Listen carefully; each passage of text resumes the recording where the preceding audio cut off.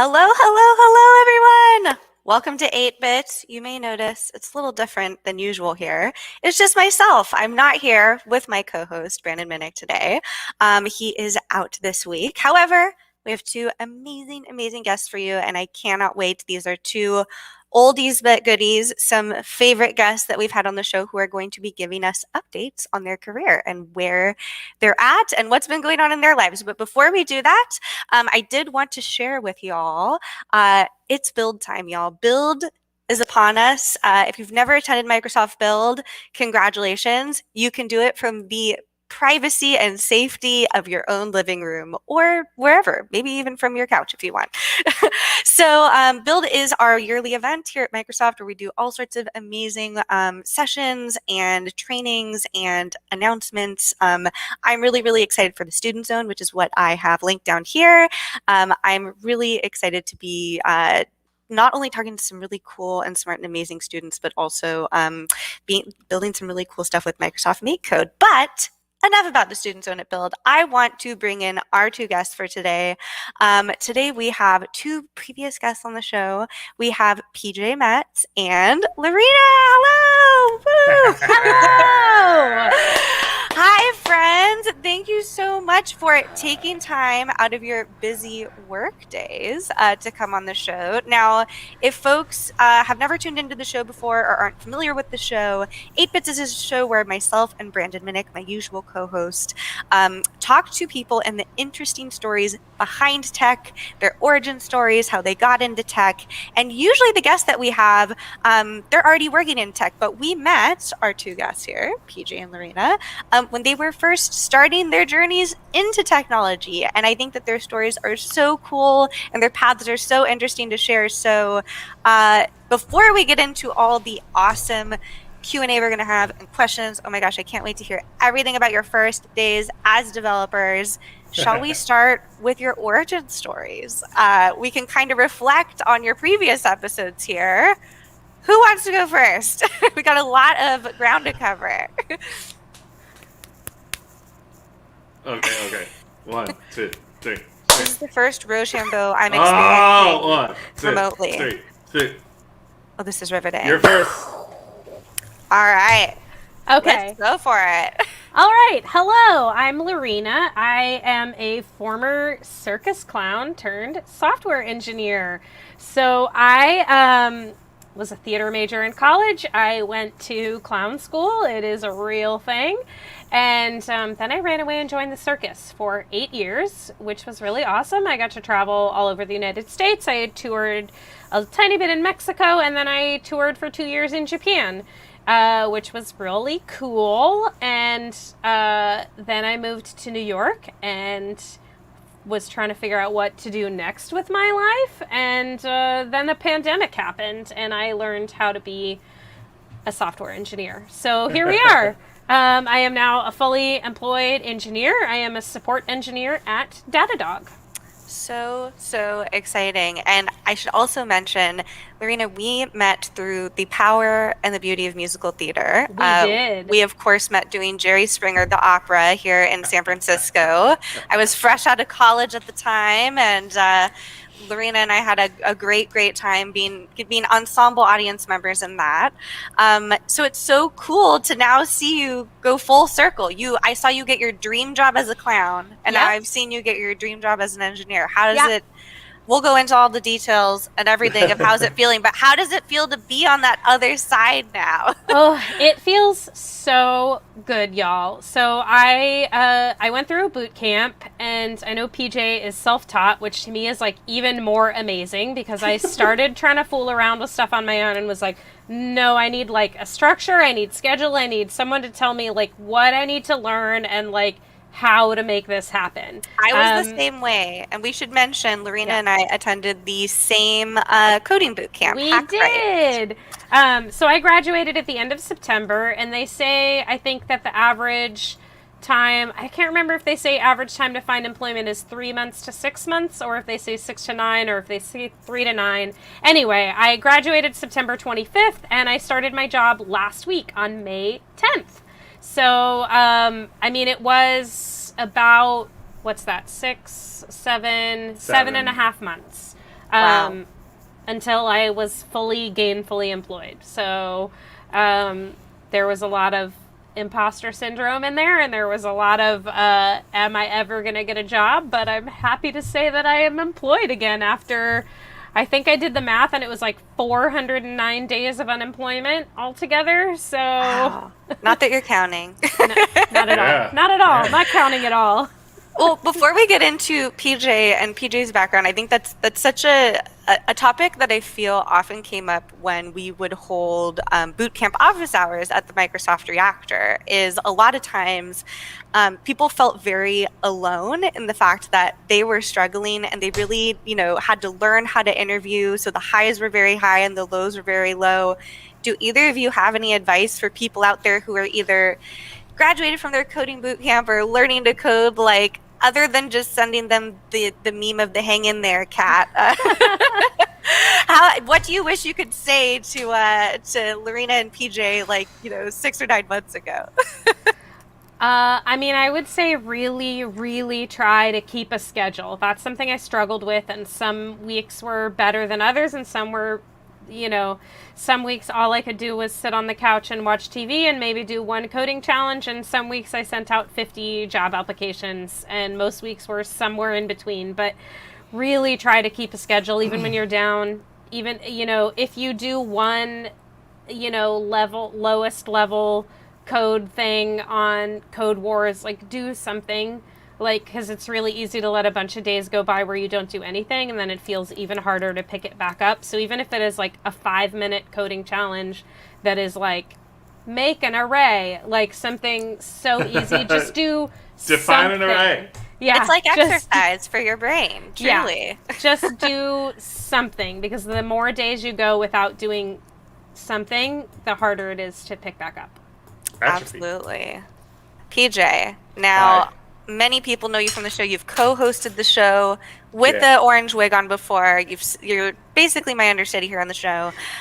Tell the lovely folks at home about your origin story. Y'all, it's so weird being on this show and being like, I can be like, I work at GitLab, and not just, I'm looking for, because normally when I'm on these shows, I'm like, yeah, I'm looking. Anyone who wants to contact me and say hi, like, my DMs are open. I can close my DMs now. I just realized I should do that. No one can contact me anymore. My name's PJ. I was a high school teacher for 11 years. I never thought I'd be interested in coding. I never thought it was the thing that I'd be good at. I assumed it was for people who had the math brain, and I don't have the math brain. I have the poetry brain. So I was on a Zoom call with my friend Brandon Minnick, the co-host of the show. And Shout he out to mentioned- Brandon, friend of the pod. Yeah, he's just out doing whatever he wants right now, I guess. Didn't want to be here for this momentous occasion, but that's fine. We're not mad about it. But yeah, he mentioned that the type of job he does, which is developer relations and developer advocacy, he's like, I think you could do it, because a lot of what I do is I teach people how to use our products. And I was like, yeah, but I don't know how to use the products. And he said, well, what if you learned? And he's maybe the first person in my life who was like, what if you tried to learn this new thing? And I was like, well, if you think I can, I'll try it. And the very day that I said yes to Brandon was May 16th, 2020. Oh, wow. And And today it was- is May 19th, Yes. 2021. Wow. It is literally 1 year and 3 days since I said yes to learning how to code. So he sent me a bunch of C# videos with Scott Hanselman talking about how to do C#. I signed up for Codecademy Pro and started spending money on this. And I told my wife, I was like, I'm going to start spending money on this because I think I want to switch careers. And she was like, okay. And then we had to have a talk about where the money was coming from and what it was going to be like. And we had to sort of adjust our budget a little bit. Now, Codecademy, compared to a boot camp, is way cheaper. Way cheaper. It was only $40 a month. Yeah. And I only did it for 11 months, so...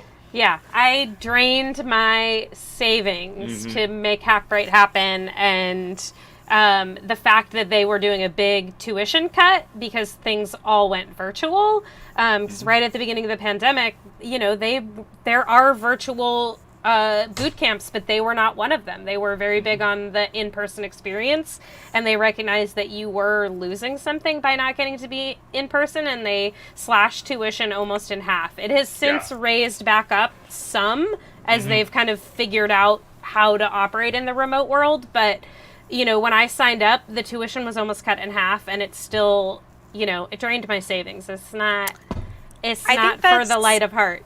a really good point to make, because for a lot of people, being able to afford a coding boot camp is not accessible. It certainly was not for me, and I had to find some very creative, interesting ways. I sold my Polly Pockets. I really did. I sold a lot of vintage toys and got some help from family, but it was not something at the time that I could afford. I was making a office manager's salary in San Francisco. It was not sustainable with the cost of living. And yes, we do see your comments in here. I do see a question in here that says, "Is Code Academy worth it?" And I think that's a great question. Like, not all coding boot camps are created equal. I encourage everyone, if whatever you're looking to learn, I think Microsoft Learn is a great tool. That's all free. That's very accessible, and anyone can do it. But if you're looking for a coding boot camp, those are things to consider. I always recommend look at outcome numbers. I know for LaRena and me, that was a big thing. Like, we wanted to see, okay, are people actually getting employment after this boot camp, and what are their placement rates? And I think the more, I'm all about data, the more data the better. So I would say do your research on curriculum. What language are they teaching? Is it going to be relevant to what you're going to be using in the real world? Find a mentor for sure. Is there mentorship through the program? I know through our boot camp there was, but I think this is such an interesting two different paths here, because we have someone who needed the structure, and we had someone who was able to kind of give themselves the structure. So I applaud both of you. It's very, very difficult to make a career change. Yeah, I don't agree with LaRena saying that mine was harder. It's just that we have different ways of approaching things. We both had to learn concepts and work on things. And LaRena, I feel like you came out knowing much more than I did, and you even helped teach me a little bit of Git and a little bit of working with some APIs that I wasn't familiar with on a show. But at the end of the day, we're both employed now, so we both got the job, and in a similar timeline, also, So yeah, we should also mention that PJ, you started your job 2 weeks ago. And LaRena started her job 1 week ago. So if y'all have any questions about the onboarding process or their process to get a job, we've had them on the show before, and we'll definitely link to their previous episodes below after the show. But it's really cool to see your journey to this point. But PJ, did you say that you were working as a high school teacher? Did we miss that part? Yeah. I feel like that's a very key part of this story. Yeah, you were working at Chili's. You were doing a lot of things. Oh man! So at one point I was a teacher and I was working at Chili's. I was at the same time, and I was the percussion instructor for marching band at the high school I taught at. So what it was like I had 2019 was when I did Chili's and work in marching band. So I'm always used to doing a lot extra, and as a high school teacher, you kind of get roped into that kind of stuff where you pick a club to help with or a sport or something, and I got so involved that I didn't have a lot of time, but also those came with like little tiny pay bumps, so I was like, well, I need this if I'm going to be able to afford to eat.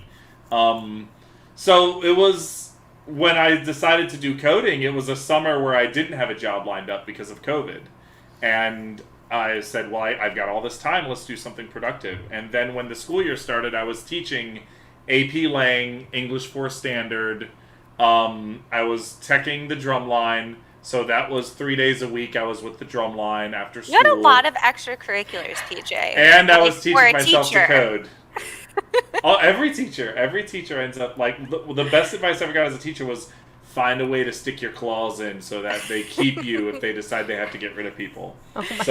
Even at my first high school teaching job, I was the girls' tennis coach. Oh my goodness. Before you even had, coding was a twinkle in your eye, let's rewind to, let's see. I also brought up the tweet, which I'll share on the screen right now that PJ was just referring to, because I think this is so sweet and a lovely tie-in to the show.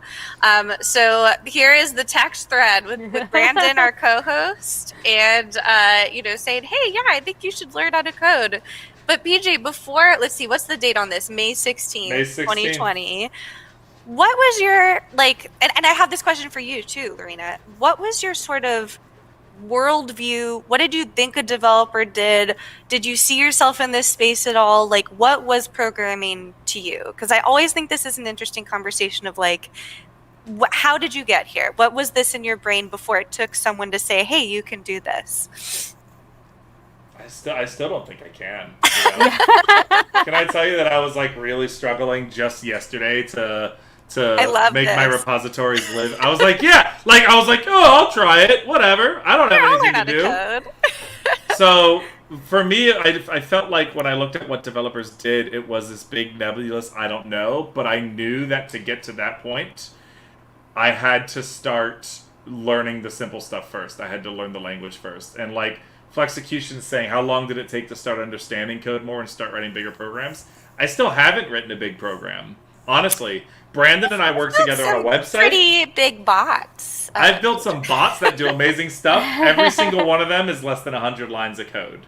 So if someone's like, what's a big program you worked on? I am like, it's been just me and Brandon, and we're not building anything crazy. Well, I've never had to think about stages. I've never had to think about any of that stuff. Part of being a junior developer, right? Like everybody starts somewhere, and I think that's a great question. You don't just suddenly wake up one day and go, "Oh, I'm a developer." But you do suddenly wake up, and a concept that never made sense suddenly clicks for you. I found out what containers are for real today. It all incredible. It's like looking in a mirror. I mean, LaRena, what was your worldview? Because I know you come from the performing arts world. Like, you knew how to use technology, of course, but what was your view of this whole tech scene?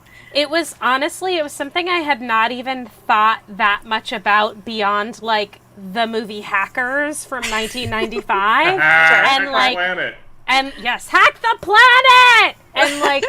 And like ones and zeros on a green and black screen. I literally was like, coding is like understanding binary and like typing a lot of ones and zeros. That was honestly like, had no real concept. And, but I knew that it was something that you did and that you transitioned successfully from, also being a performing arts background and being, you know, assumably then a more artistic brain type. And, you know, I was working as an office manager, which I was not like excited about anyway. It just like, you know, paid my rent and like, you know, had enough spare money to line up for rush tickets here in New York. And then I got laid off from that at the beginning of the pandemic. And literally one morning I saw a Facebook push ad, or not push ad, like just a targeted ad that was like, learn to code. And I was like, what's that? Oh, that's what Chloe does, isn't it? And so I like clicked on the link and like somebody called me and I realized, then I did some research and realized that school was a joke. But I was like, but let me like look at other schools then. And just, started doing some self-led stuff, really quickly realized that a school was going to be important for me to have structure in something that I knew nothing about. And, you know, I'm a college dropout. Like, I never even finished college. It's been a really long time since I had really learned something new and been in front of a computer. So for me, I knew, like, that I needed that structure. I think we should also mention, though, even though you're a college dropout, you did live on a train. I did. And travel in the circus. I think we really need to make sure people understand LaRena wasn't some birthday party clown going to your local state fair. No, she was Ringling Brothers, Barnum and Bailey, in the tent, in the train. Real deal. Tell us about train life. Tell us about, I would love to know a little bit about what that world is like. What's it like riding the rails? I imagine your first week as a clown is very different than your first week as a developer. Yes. I mean, that's like so many years ago, like rewind to 2010 when I got my first job as a professional clown.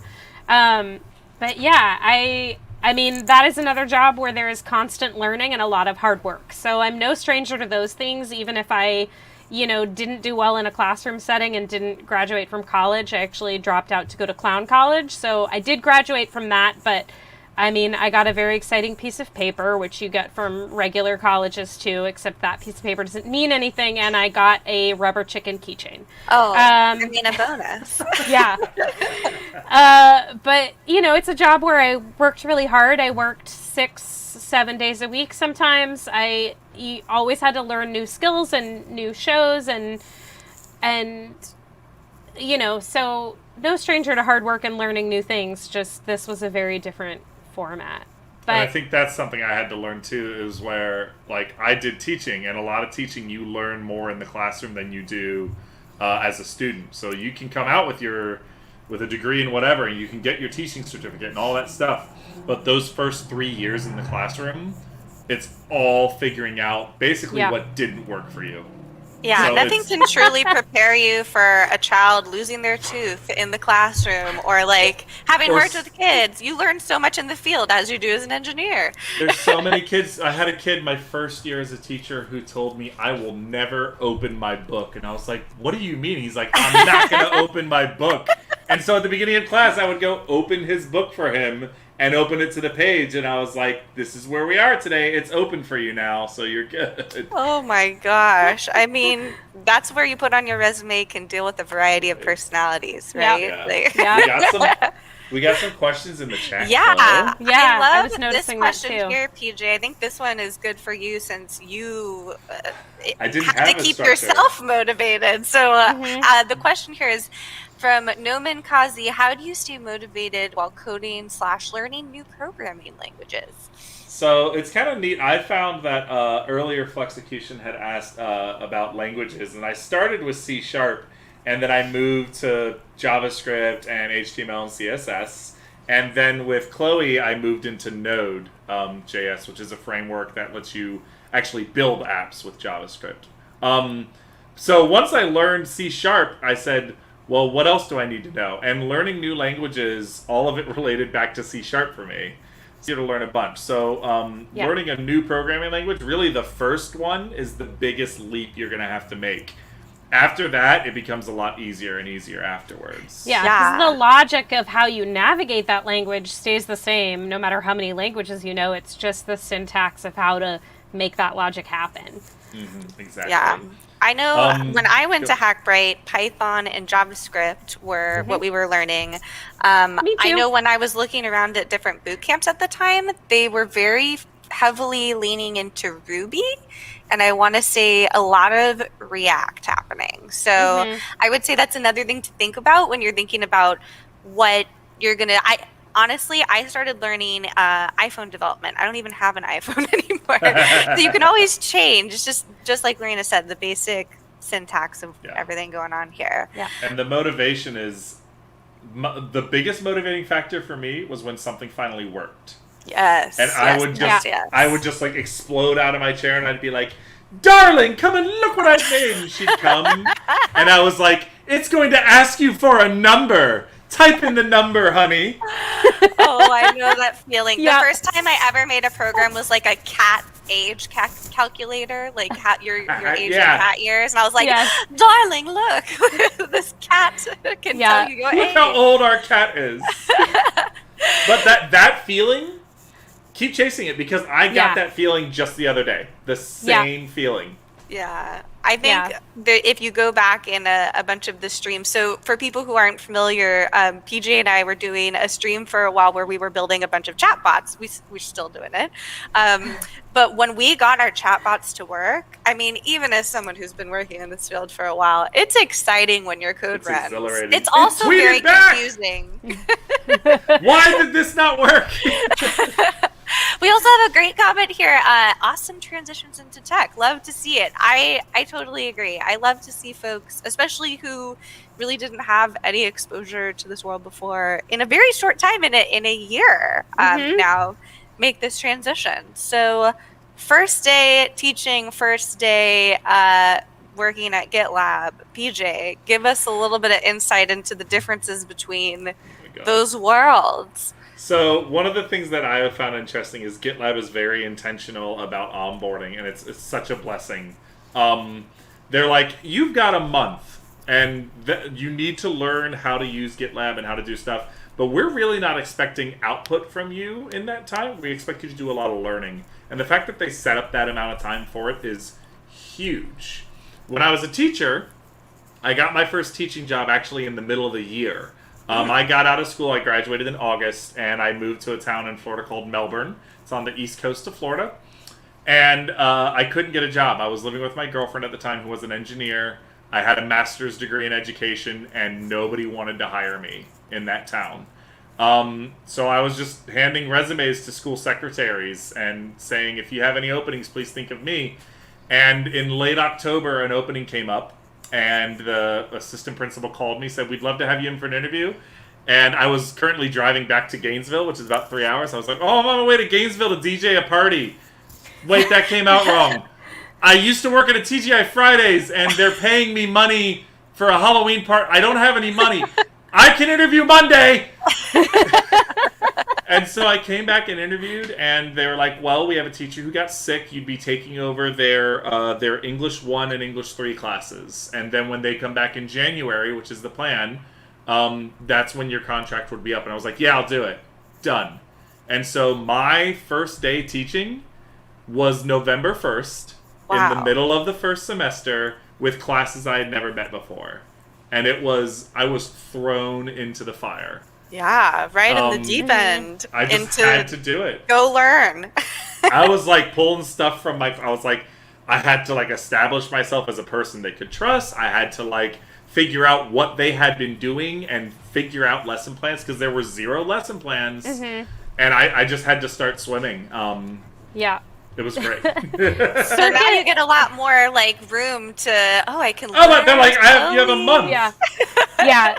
Even if I had gotten a job before the beginning of the school year, you only get a week as a teacher to plan out the entire year. Wow.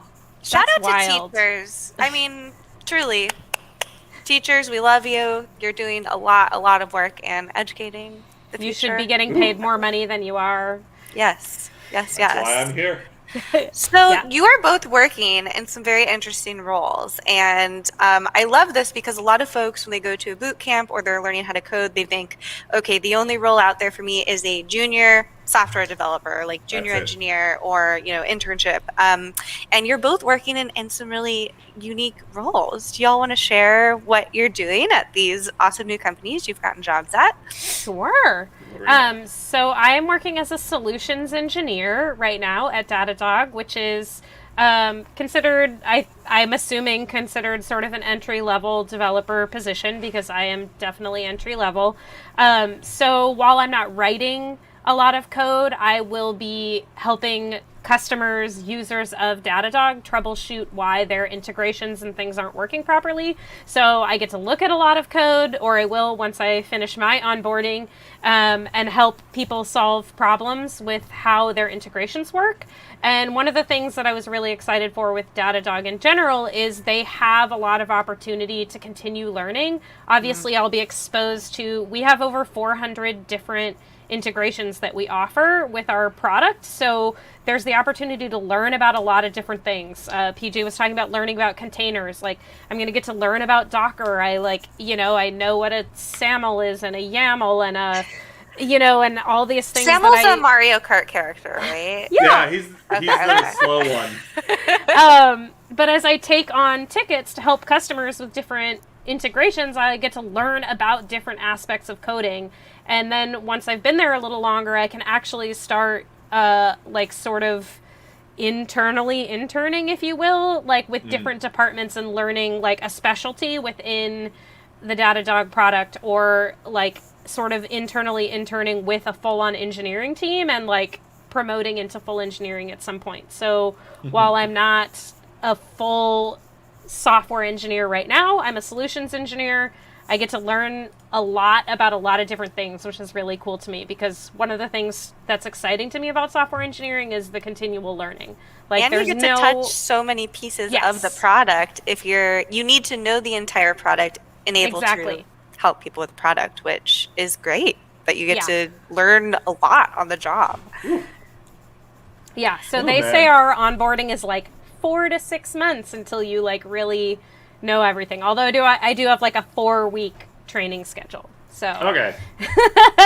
I mean, I talk to people at GitLab. They're like, it's been 7 months and I still don't know everything. So, and I'm like, okay, good, because same. I'm never gonna know everything. Yeah, I feel like especially when you're in your very first, technical or engineering role, you're kind of not only like, okay, like I'm here, I signed the paperwork, it's my first day, but you're also kind of like please someone ask me, I'm sure you're both itching to go out and have people ask you, what do you do? So you can say, I work in... Yeah. I'm a software engineer. I'm a software engineer. And PJ, how about your role? So you are working in a role that's kind of aligned with education things. I can't believe right? that this job actually exists. Like when I read the description, I was like, I felt like they were just talking about me. I am a education evangelist with the community relations team at GitLab, and I think that's the first time I've introduced myself by like my title and my team, and that feels kind of neat. Like it's very like I'm in, because before they were like, "What do you do?" I was like, "I teach high school English." I read poetry. You want to hear about Margaret Atwood? I will talk about her. But yeah, our job in the community relations team is reaching out to the community of GitLab users, and one section of those users are schools and universities and students. And what we're trying to do is we take our top level product and we give it to educational institutions to use in the classroom for free. So we want to help students learn DevOps and learn about that cycle and learn about CI/CD and all the stuff that they're going to be expected to do in their jobs. We want to bring that to the classroom. We want to make it easier for professors and instructors to help students know that this is what's happening in the tech world right now. And so that way they can be better prepared when they come out of it as they enter the workforce. Very cool. Teaching the future coders of the world. I will say I also interviewed for this job that PJ secured, and as I was interviewing for it, I was like, this is the perfect job for PJ. Like, interacting with high schools to like teach about the product, I was like, this is a job for PJ. Like, did you say it in the interview? Did you go, I've got a friend? I did not. I was going to say, LaRena, you should get a referral bonus. I'm pretty sure we both had our first round interview with them in like the same week, but like as I was interviewing for it and learning more about the position would entail, I was like, this is a job for PJ. Well, I think it's so cool that you're both able to use pieces from your previous life. And I will say I'm having a tearful, proud moment here because I was with both of you when you were at very high points of your job search and very low points of the job search. I famously have told the story many times before that I broke down crying in a Whole Foods once when I got a rejection letter from a job that I very much wanted post boot camp. So reflecting on that time, because obviously you're both, now you're a weekend, you're like, oh, I gotta fill out all these tickets. I'm like, oh, is it the weekend yet? Every day. How are you, like, I know that there are definitely moments, especially if you're self-taught, especially if you're making this career change, when you think it's not going to happen. There's no way this is going to happen. I think you both maybe even said those words to me at some point, thinking like, this is impossible. What is your advice to someone either starting out this journey, thinking about doing this journey? Like, I think we talk a lot about the iceberg of success, where people see like, oh, that person did it, but they don't see all the workings underneath it. What do you have to say to those folks who are maybe tiptoeing into this coding journey? Just keep at it. Keep trying. Don't give up. Like, it's not easy. It's not a piece of cake, but that doesn't mean you can't do it. Yeah. Totally. I know there are a lot of moments PJ wanted to throw his computer as we were building our Shania Twain bot, and there was thinking I'm never really going to understand code enough to make something. There was thinking I was never going to convince someone to take a chance on me, because I felt like a huge risk. I still feel like a risk. Like when I look at myself and a company that's willing to spend money on me, I'm like, you're taking a risk, and I'm learning to accept that may be true, but that doesn't devalue me. I may, I'm about to use some song lyrics here. So, Laura Jane Grace very is the welcome. Get ready. Laura Jane Grace is the lead singer of Against Me, a great punk band out of Florida. And Laura Jane Grace has an album she released during quarantine. And the first song on that album is called The Swimming Pool Song. And the opening lyrics are, I am an empty swimming pool, I am emptied out and drained, but my capacity remains unchanged. And this idea of just because I don't feel like I'm full and useful and good at what I'm doing right now, doesn't mean I don't have the capacity to get there. And I just have to get there. And I will feel confident if I give myself the chance to. I love that. I love that. It's like the glass half full, but it's a swimming pool. But it's a swimming pool. Well, how has onboarding been? Like, how are you feeling now a week and 2 weeks into your jobs? Are you feeling good? Are you like, oh no, I need to go back and escape to the circus again? How's it I'm going? enjoying it. It's really good. I'm getting to know a lot of people. GitLab does this thing called coffee chats where you can just look someone up in the company, find room in their schedule, and you can say, coffee chat, this time, 15 or 30 minutes. And the policy is accept it and meet people. And I've met so many amazing people already, and I can't imagine being in a better place than I am right now. I'm just happy. That's so cool. We have hear. something on our Slack, which I think is like a Slack-wide thing. It's called Donut. where Yeah! you get, like, yeah, Oh, so we yeah. have that. So I have my first like donut meetup like right after 8 bits today to like just meet a random person within the company and like talk about our backgrounds and what we do, I guess. Don't be a stranger, right? I don't know. Or like Ours is coffee and donut break. Oh, that's good. I don't know. I think one of the most frustrating parts, especially when I started to interview and I was newer to this whole engineering world, was not knowing what I didn't know. And I say this because I would go and do an interview, I would whiteboard and realize, oh, I really need to review my JavaScript. And then I'd get an interview for a tech company that worked with containers. And then all of a sudden I needed to dedicate 2 to 3 days to just learning everything there was to learn about containers. And I think LaRena and I had a very structured system with our boot camp, of course. But after that, we were free out to the world, had to figure it out. And we had a lecture that was like, this is what you should learn next. And it was a mile long. And it was like, I was like, so I have to learn all these things before I'm a viable employee prospect? Like, that was not the plan. And let me tell you, I learned about 2% of those things, and I still got a job. So how did you navigate that during your job search? And I think, PJ, your pool analogy is really interesting about having to just be this open reservoir to allow new knowledge to come into. An empty bowl is most useful. And I'm sure I had this conversation with you as well, that people come at you when you're looking for your first job and they'll give you different advice, like contribute to open source or build lots of projects or study elite code or build a portfolio site. How did you sift through that noise and know what to do? I didn't. It was, and I think Same. that's the best thing is you're gonna have people who come out and are successful and will say, well, this is what I did, and really so much of it is floundering, and so much of it is building that neural pathway in your mind of what makes things make sense for you, that it's going to be different. So it's like what LaRena said earlier about just keep going. Like, you're gonna hit walls. There's gonna be times where you're really mad, where you're upset, where you hate everything. Take a break and treat yourself nicely, but when you're ready, get back up and do it again. It's hard. It's gonna be hard. Yeah. It's gonna suck, and there's gonna be days that you hate it, but there's gonna be days that are great, and you have to work for those.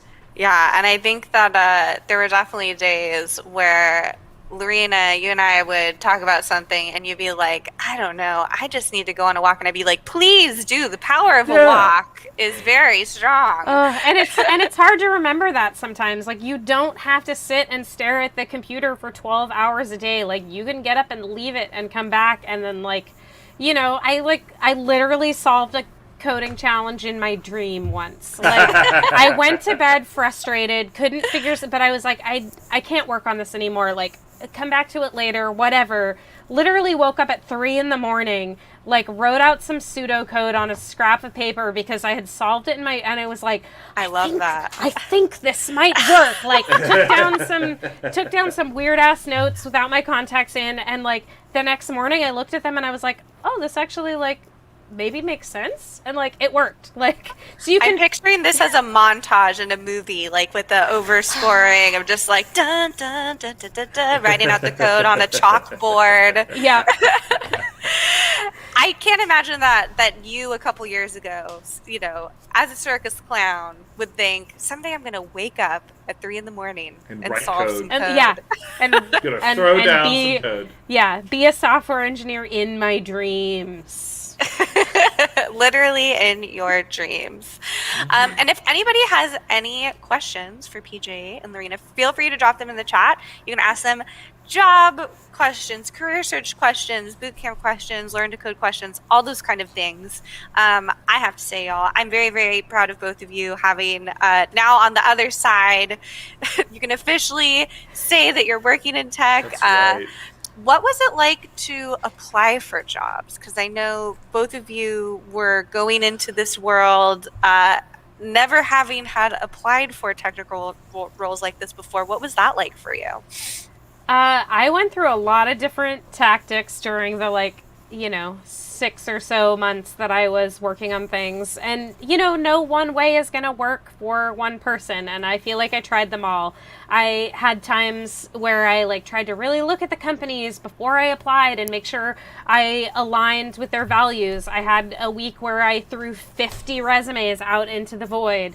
And then most weeks were somewhere in between. I tried, cold reaching out to people on LinkedIn, which for me was not very successful. I don't think I ever had somebody respond, even when they were graduated from the same school as me, being like, hey, I see you work at this company, let's chat. That tack didn't work for me, but for some people I know that does. There's so many different ways to go about doing things, but just stick with it on doing coding challenges. Just you got to keep applying for jobs, because whether you're very meticulous about what you apply for or you throw a million pieces of spaghetti at the wall, it's still going to be a numbers game. So yeah. How about you, PJ? I know you came on Hello World and talked about a talk that you gave called Confusion is the Sweat of Learning, which I love that title, because I know if I'm sweating, I'm confused and I'm learning. So I think you had to learn a lot of things as you interviewed. Is that right? Because we had the luxury of a boot camp where we did whiteboarding practice and things like that. How was that for you, learning how to interview as an engineer? So I think that I'm very fortunate that one of my strengths going into all of this was my interpersonal skills, and I'm really good at talking to people and really good at being authentic. I think it's one of my biggest strengths. So interviews for me never worried me unless there was a technical aspect to it. So that was something I was always kind of scared of, that they were going to be like, and now we'd like you to do this, and they'd pull out a whiteboard and suddenly there'd be one in front of me, and I was like, how'd you do that? And they're like, the time starts now, and they turn over a sand timer from a game of a Milton Bradley game. Yeah, I don't know what you want. But I've there's a specific story that comes to mind of a company that was I saw them on Indeed or something, and I threw in an application and they wrote back really quick. And they were like, yeah, we'd love to chat. And I was like, oh, cool. And then I was like, what is this company? And I looked them up, and they were doing blockchain stuff. And I was like, oh, okay, yeah. And I was like, what is blockchain? And I was like, yeah, I can totally. Yeah. And so I took the interview, and he was like, all right, so we'd like to blow. And he's like, we're going to give you this homework, and we'd love you to get involved on the forums, and then we'll take a look. And I was like, yeah, totes. And I stopped about after a day. I was like, I don't know what I'm doing. I made that all up. I'm sorry. Yeah, I took an interview for a data engineer, because I was like, yeah, I really liked SQL in school. Let's do some. They're going to use Python. And then they gave me a take-home challenge that was after a day of banging my head against the wall and crying, I had to just be like, it's okay to not turn in this take-home. You don't know as much as you hoped you did, or that you hoped you could learn in 36 hours. And even if you turned this in, if this is what they expect in an interview, what are they going to expect from you in the job? and it's a startup, so what are they going to expect you to be able to accomplish on your own? And I just had to be like, Right. it's okay. And I emailed them on Monday morning and I said, thank you so very much for the opportunity to do this take home. But it's made me realize that I think this job wouldn't be the right fit for me, and I don't have something that I would feel proud to turn in. So thanks, but no thanks. Yeah, we have a comment in the chat here from Adrian. Whiteboards scare me as well. I No still one likes have them. nightmares about whiteboarding. In fact, I think that was the hardest part of seeing these two folks go through their recent interview process, was telling them, going through all my old whiteboarding stories. But yeah, it's interviewing is a scary process, and we used to audition. Yeah. Man. Well, I think that we have covered a lot of ground on the show today, but I also want to make sure that we talk about very important pug updates. We did have someone in the chat, LaRena, ask about your pug. Yes. How is your pug doing? My pug is wonderful. She's sleeping on the chair next to me. I'll just reach over and pet her. She's good. Yeah, she's 5. She's got a little bit of a gray beard going on. She's adorable. We've got a lot of fans in the chat here. Well, y'all, what is next? You got the job, you've onboarded, or you're onboarding, I should say. You're starting to slowly but surely feel comfortable with all the different tools and internal team messaging, ticketing systems, and things like that. What are you most excited for with these new jobs? What's kind of the biggest change in your life now, working in tech, coming from these non-technical roles? Money? Yeah. Yes, that's true. Like the biggest change. I have a honestly. retirement account now, like one that I'm proud of. Yeah, I think that's important to note, right? Like a lot of people, like I'm sure yourself, PJ, like you were a teacher before you got into tech. Like that must be a huge change for you in your personal life to be able to work in the tech industry. Yeah, it's big. Yeah. It's just, I mean, it's the reason I got into it. So like, I don't know about you, LaRena, but my first paycheck hit and I was like, this is amazing. It's the best day.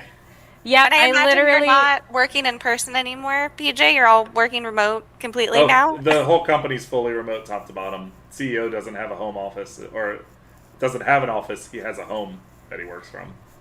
Yeah, we are fully remote right now. The New York office is open if you want to go in. I can't go in until I get my ID. I might start going in for the free lunches. Whoop whoop. But yeah, I mean, I'd be lying. I think we'd all be lying if we said we didn't get into this because there was a paycheck attached to it. Mm-hmm. Every job has a paycheck attached to it. So hopefully you can find one that you enjoy, that you learn a lot, that you find interesting, which yes, this software engineering did turn out to be all 3 of those things for me, but I would be lying if I said I didn't go, what's this engineering thing, if I didn't think that there was a good paycheck attached. Sure.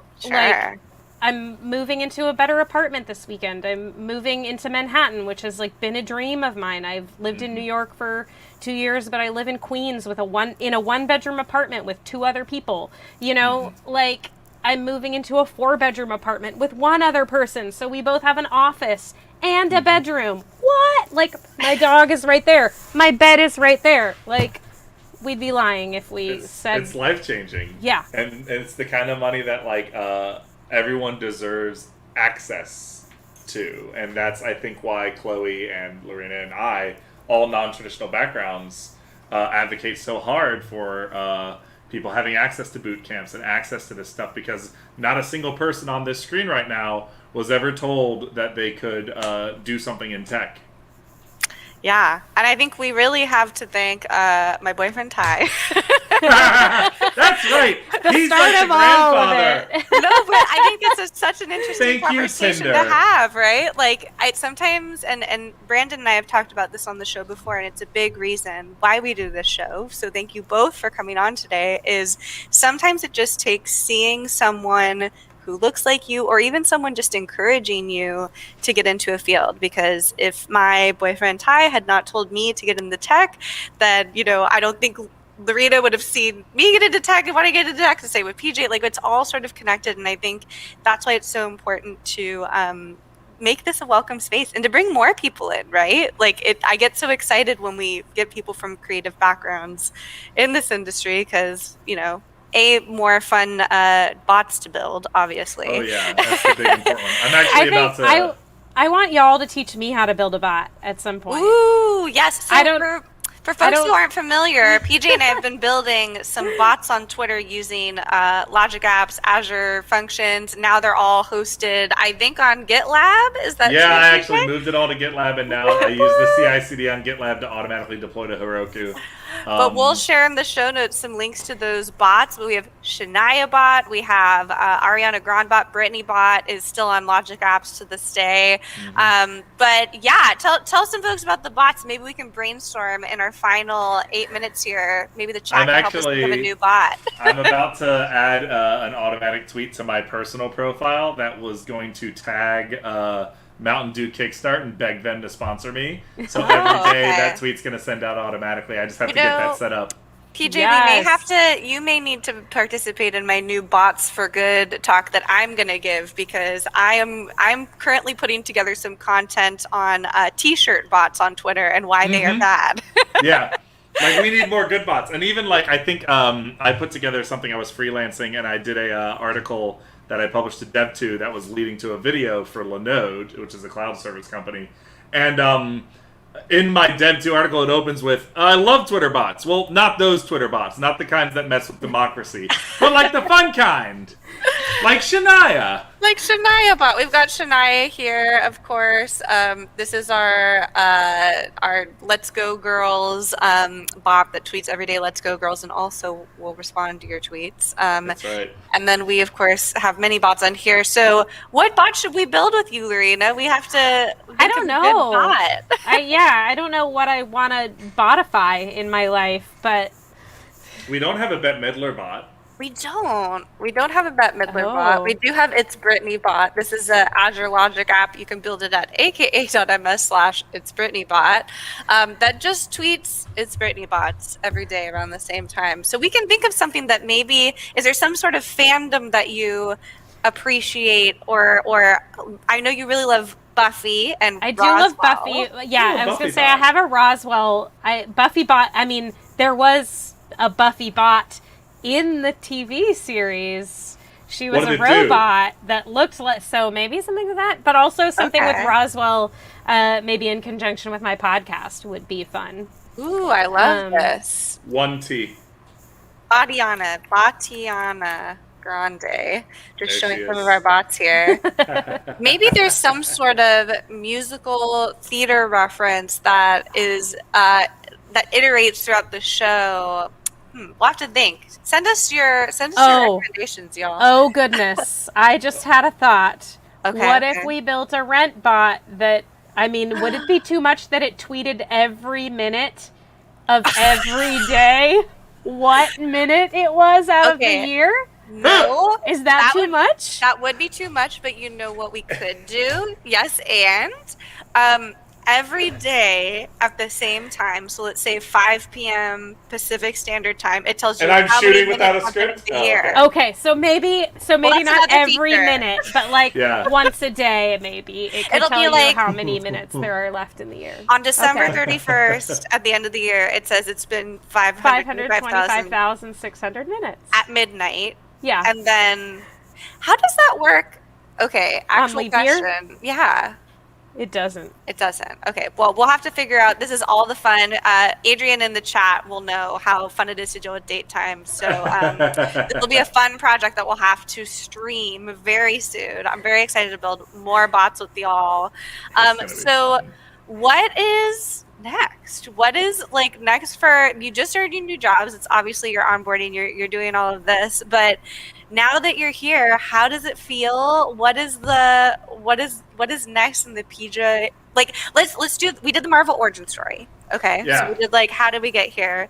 Let's like close our eyes and like fast forward. Where do we see this journey leading us? Ooh. I mean, in September, I'm going to be in the Bahamas. Ooh, wow. For Contribute 2021, GitLab's every 9-month in-person get-together that they host for a week. So wow, nice. So fun. I'll be hanging out at Atlantis Resort with a bunch of coworkers. That'll be cool. Sweet. And it'll be so cool to have coworkers soon, like as technical coworkers. Like, LaRena, how is that going to be getting lunch with your coworkers in New York eventually? I'm stoked. My mentors are super cool. I can't wait to meet them in person. I had my first meeting with my mentor on Friday, and we had so much in common. She was like, I was like, I see you have a sewing machine behind you. Like, what do you make? And she's like, I make purses. And I was like, I make purses. Stop it. You got to bring her a purse now. Well, I'm really excited for LaRena to get settled in her job and get very interested in 3D printing and adding different 3D printing elements to fabrics. Like, this is a whole world that I'm so excited for you to explore. And don't even get me started with custom keyboards. That's been my life lately. I need to get some, like, fun keys for this one. Ooh, yes. It's so clicky and I love it, but also I can't figure out how to make it work with my work computer. So I have an Amazon $20 special. Whoop, whoop. This is the thumbnail. It is real thumbnail. I like this. Let's see. We are just finishing up this dream here. We have a question that says, when do I complete education and start working? I'm so excited. It's so good. Yeah, I totally agree. The Bahamas sounds like a really great place to go. I think a really great way to wrap up this show is to share, let's share a story, maybe from the job search, that can give inspiration or hope, maybe some words of wisdom to anybody out there looking for their first technical job who's maybe coming from a non-traditional background or a boot camp. On the spot.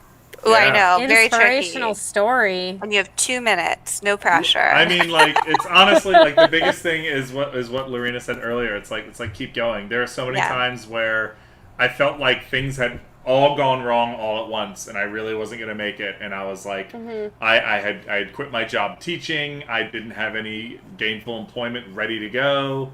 And so it was this like terrifying moment where I didn't know what to do, but I leaned on my mentors. I leaned on my support system, my social support system, my friends and family, and I did it. I was like, this isn't fun right now, but I need to do it. And I just got to work as much as I could, as much as I was able to. I gave myself time to be sad and time to hurt, and then I moved on and started the work. What about you, LaRena? Any words of wisdom or stories or advice? No, I don't know. Anyone can do it. Like, seriously, like, get more interesting people in tech. Like, you can do it. Yeah. I think that is a great way to end the show, y'all. I am so proud of both of you. We will link to both of the previous episodes of PJ and LaRena from the show so you can see their glow up into real life engineers working in the field. I know Brandon's not here today, but I speak for both of us when I say we're both so proud of you. And we can't wait to see what you do working in tech and bringing all your awesomeness and creativity to tech. So until next week, y'all, we will see you on 8-Bits and have a wonderful week. Oh, actually, build us next week. We will see you in a couple weeks from now and have a great build, y'all. Bye. She signed off. She's gone. She left. And it says we're still live. I know. It's just us now. We're running the show now. It's just the two of us. It's our show.